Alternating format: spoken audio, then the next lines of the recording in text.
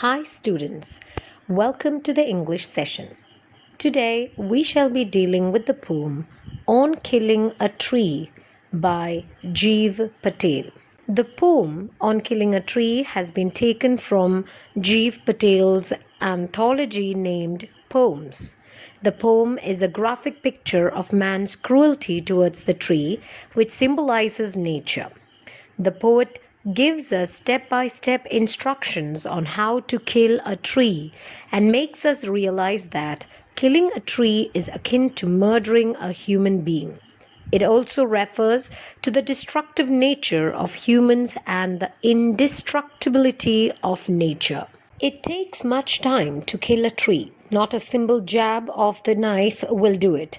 It has grown slowly, consuming the earth, rising out of it, feeding upon its crust, absorbing years of sunlight, air, water, and out of its leprous hide sprouting leaves. So here the poet says that it takes a lot of effort to kill a tree. A tree is a strong, majestic creature.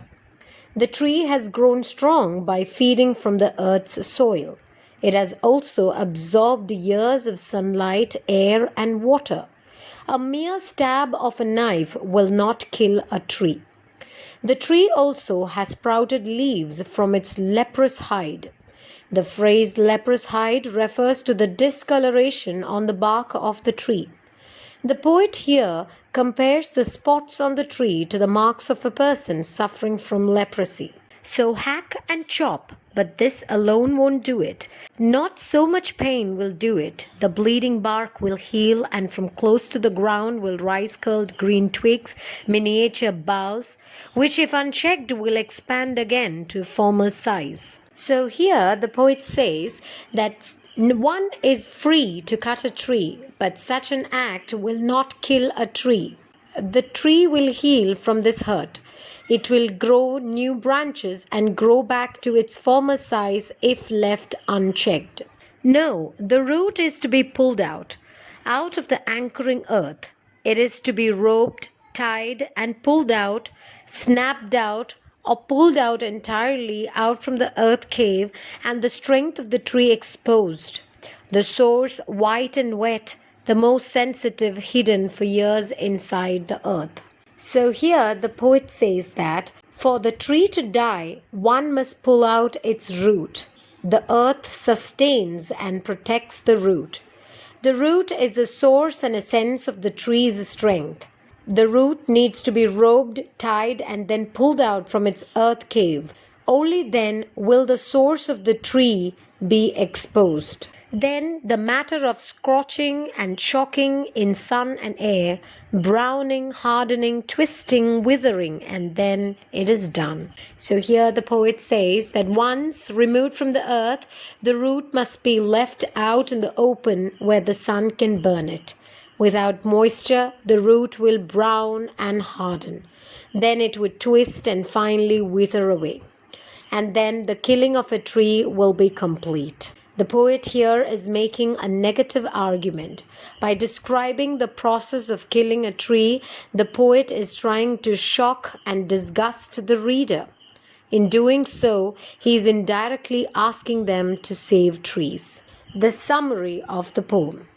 On Killing a Tree is a sensitive poem.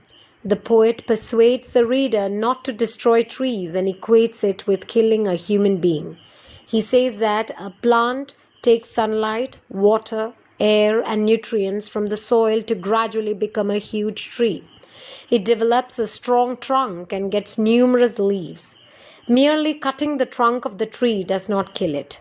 When a tree is cut, the sap flows out just like a wounded man bleeds. Once the wound heals, new branches and tiny leaves grow from there, which grow into trees. In order to destroy a tree, it has to be uprooted. The roots, which are white in color and are damp due to the moisture that they get from the soil, are hidden in a pit in the earth. These roots are the most sensitive part of the tree as they bind it to the earth. In order to kill the tree, these roots have to be detached from the soil. Once the roots are detached, the tree starts dying. It withers, dries up with the action of heat and wind, twists, hardens, and finally dies. The literary devices used in the poem. The poem has no rhyme scheme as it is written in free verse. One of the literary devices used is enjambment. That is, when one sentence continues into two or more lines. Not a simple jab of the knife will do it. It has grown slowly consuming the earth, rising out of it, feeding upon its crust, absorbing years of sunlight, air, water, and out of its leprous hide sprouting leaves, the most sensitive hidden for years inside the earth. So we can see that these sentences do not complete in one line. They are broken down into two or more lines. These are examples for enjambment. The next one is metaphor, an indirect comparison without the usage of like or as. Leprous hide, the uneven color of the surface of the trunk of a tree is compared to the skin of a person suffering from leprosy. Bleeding bark, the sap coming out of the tree where it is cut is compared to the bleeding from the wound in a human's body. Next one is alliteration. Alliteration is the repetition of the first consonant sound. Bleeding bark, the b sound is repeated. White and wet, the w sound is repeated. The next one is repetition. A word or a sentence is repeated to lay emphasis on it. Pulled out is repeated in the second and sixth line of the third stanza. Thus, we have come to the end of the session. Thank you and have a nice day.